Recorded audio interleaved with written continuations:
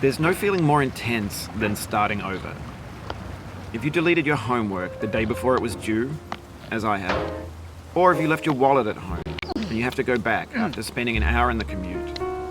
If you won some money at the casino and then put all your winnings on red but it came up black. If you got your best shirt dry cleaned before a wedding and then immediately dropped food on it. If you won an argument with a friend and then later discovered that they just returned to their original view. Starting over is harder than starting up.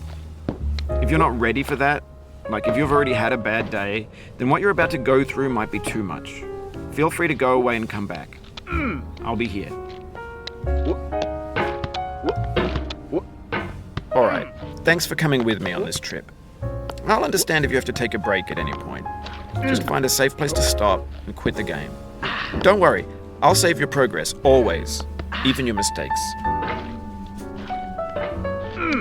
This game is a homage to a free game that came out in 2002, titled Sexy Hiking. The author of that game was Jazuo, a mysterious Czech designer who was known at the time as the father of B games. And B games are rough assemblages of found objects.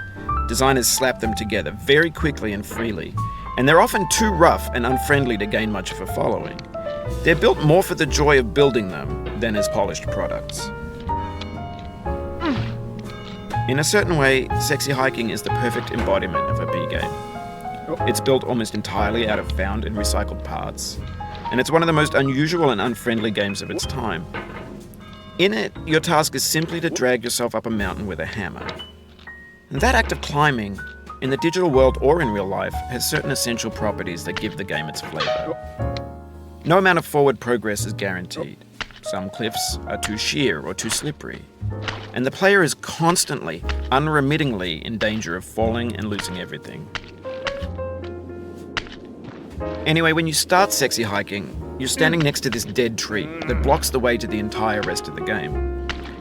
It might take you an hour to get over that tree, and a lot of people never got past it. You prod and you poke at it, exploring the limits of your reach and your strength, trying to find a way up and over. And there's a sense of truth in that lack of compromise. Most obstacles in video game worlds are fake. You can be completely confident in your ability to get through them once you have the correct method or the correct equipment or just by spending enough time. In that sense, every pixelated obstacle in Sexy Hiking is real. The obstacles in Sexy Hiking are unyielding, and that makes the game uniquely frustrating. But I'm not sure Jazuo intended to make a frustrating game. The frustration is just essential to the act of climbing, and it's authentic to the process of building a game about climbing. A funny thing happened to me as I was building this mountain. I'd have an idea for a new obstacle, and I'd build it, test it, and it would usually turn out to be unreasonably hard. But I couldn't bring myself to make it easier. It already felt like my inability to get past the new obstacle was my fault as a player rather than as a builder.